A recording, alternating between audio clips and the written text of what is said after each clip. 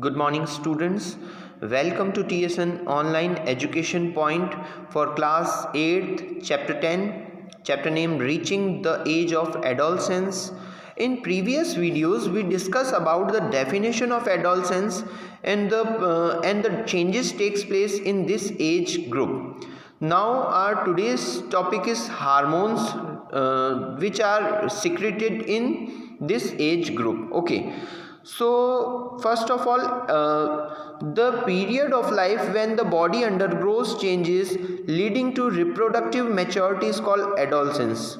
कल हमने वीडियोस में देखा था एडोलसेंस जो एज किशोर अवस्था थी, इसमें कुछ सडन चेंज आ जाते हैं. कुछ चेंजेस की हमने बात की थी, जैसे हाइट सडन इंक्रीज हो गई थी, चेस्ट बॉडी शेप साइज का अलग चेंजेस हो गए थे.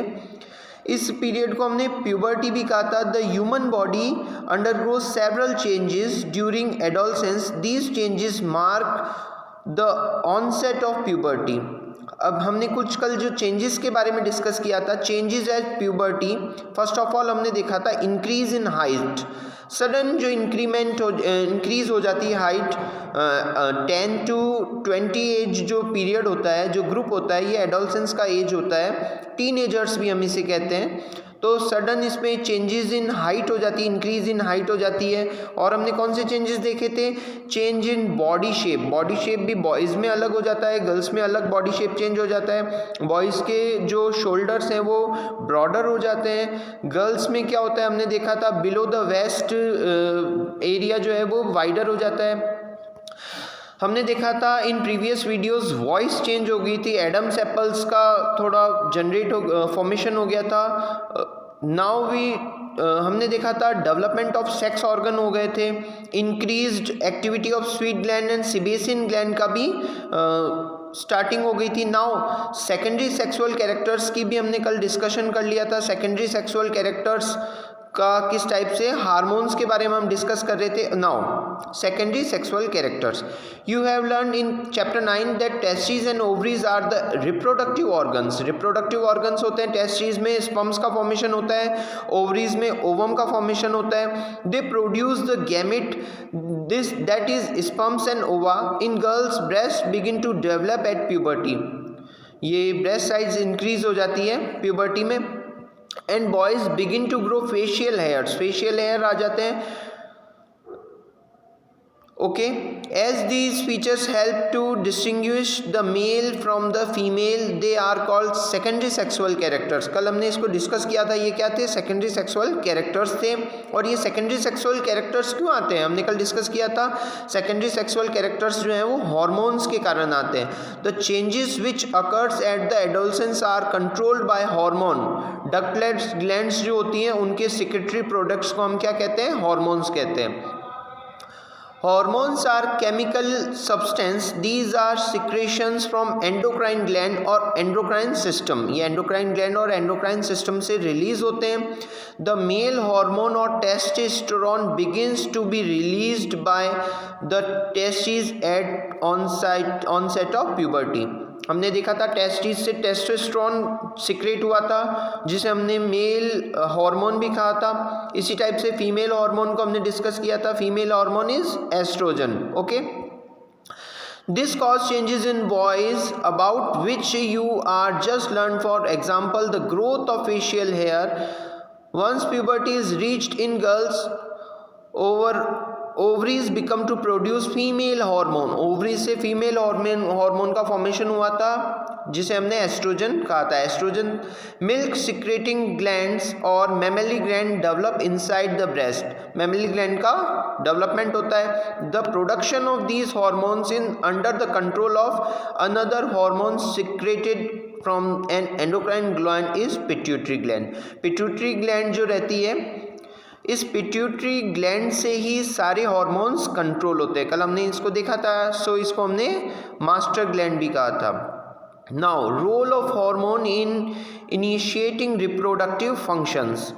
Endocrine glands release hormone into the blood stream to reach a particular body part called target site.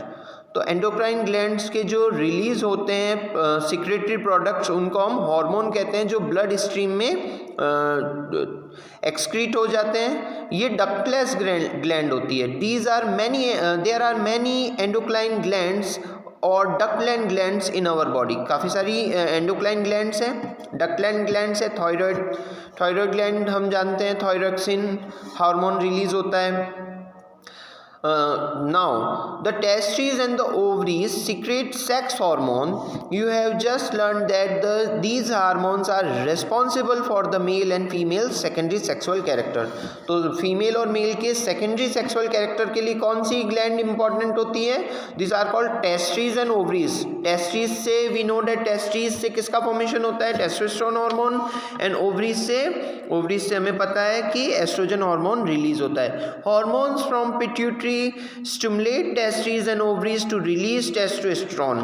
ये पिट्यूटरी ग्लैंड जो है ये टेस्टोस्टेरोन रिलीज के लिए एक्टिवेट करती है। Now released in the blood stream and reach part of the body, target side की ओर ये मूव करते हैं। Now stimulate changes in the body at onset of puberty. ये जो प्यूबर्टी की एज है जिसे हम टीन एज कहते हैं, adolescence means 11 to 19 age, that is called teen as.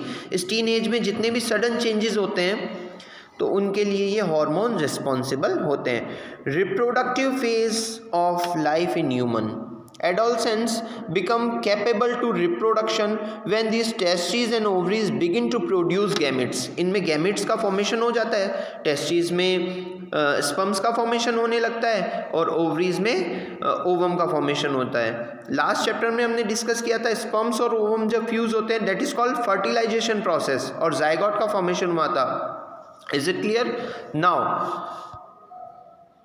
the capacity of maturation and production of gametes last for a much longer time in male than in female। तो mails में काफ़ी लंबे समय तक रहती है।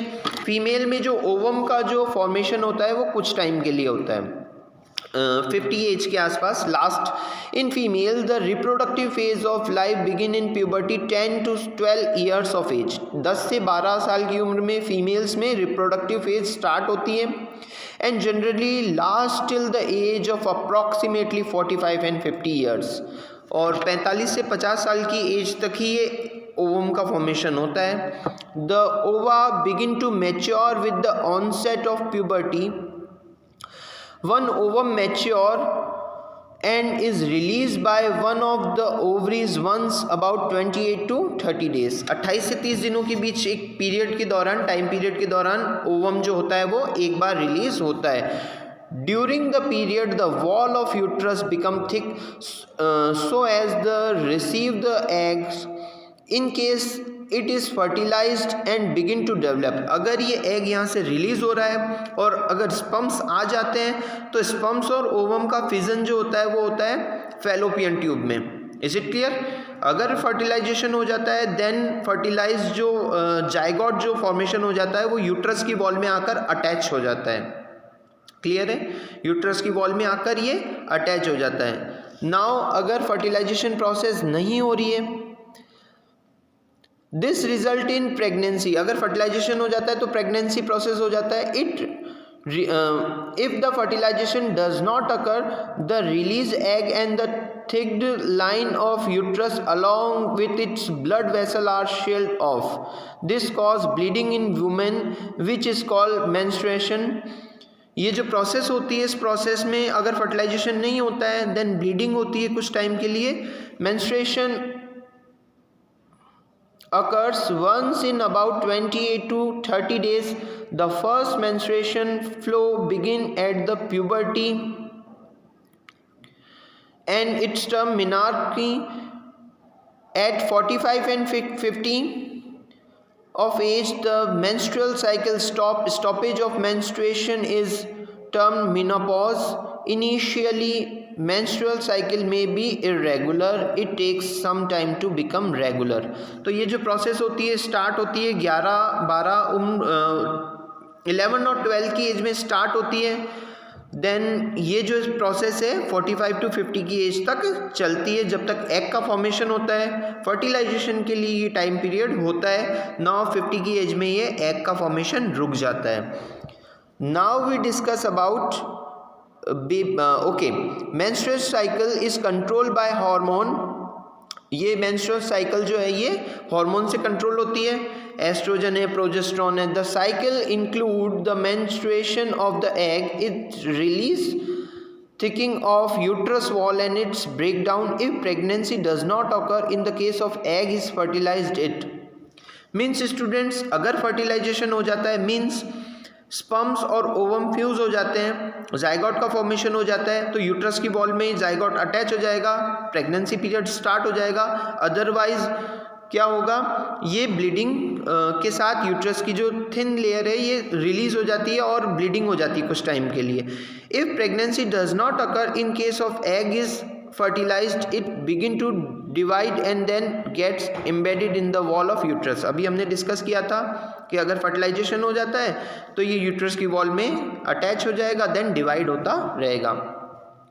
Now how is the sex of baby determined, किस type से बेबी का सेक्स डिटरमाइंड होता है, मीन्स क्रोमोसोम नंबर किस टाइप से चेंजेस होते हैं। तो मेल और फीमेल जो हम कह सकते हैं बॉय और गर्ल का डेवलपमेंट होता है। बॉय और girl, inside the fertilised egg और zygote is the instruction for determining the sex of the baby. The instruction is present, the thread like structure is called chromosomes. हमने discuss किया था chromosomes जो रहते हैं वो जेनेटिक इंफॉर्मेशन को लिए हुए रहते हैं। In the fertilised egg, recall chapter 8 that chromosomes are present inside the nucleus. हमने देखा था क्रोमोसोम्स जो हैं वो कहाँ हैं, न्यूक्लियस में है, जिसपे जीन अटैच है, जेनेटिक इंफॉर्मेशन होती है उनमें। All humans begins have 23 pair of chromosome in the nuclei of these cells. Human being में 23 पेयर्स ऑफ क्रोमोसोम्स प्रेजेंट होते हैं, मींस 46 क्रोमोसोम्स, नंबर में 46 क्रोमोसोम प्रेजेंट होते हैं, पेयर में 23 होते हैं। 2 chromosomes out of these are called sex chromosome. 2 chromosomes को हम क्या कहते हैं, sex chromosome, name X and Y. A female has 2 X chromosome. Female के पास क्या होगा, फीमेल के पास 2 एक्स क्रोमोसोम होंगे।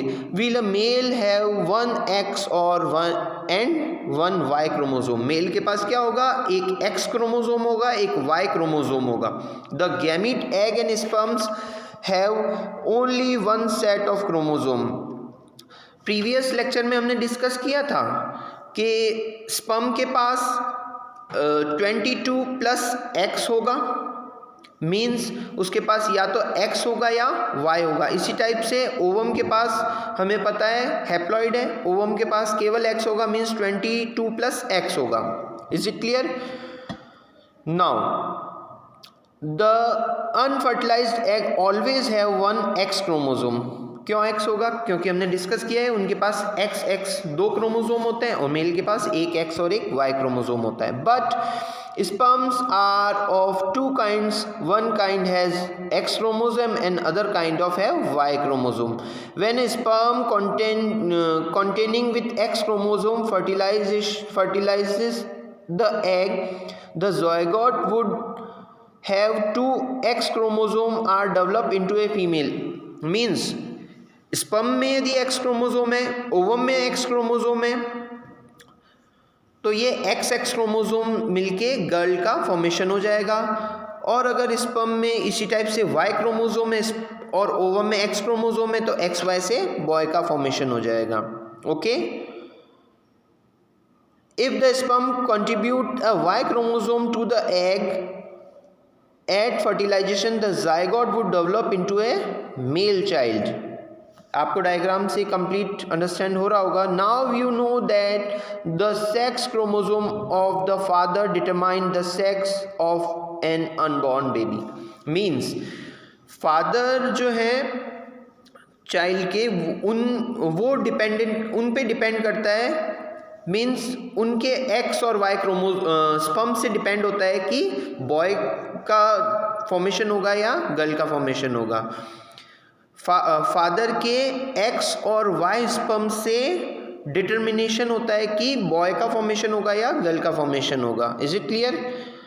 क्योंकि फीमेल के पास ओनली एक्स क्रोमोसोम प्रेजेंट होता है. The belief that the mother is responsible for the sex the belief that the mother is responsible for the sex of her baby is completely wrong.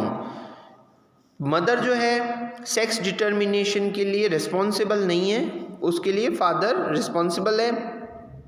Her baby is completely okay, हर baby is completely wrong and to blame her for this totally unjustified. Okay students, thank you.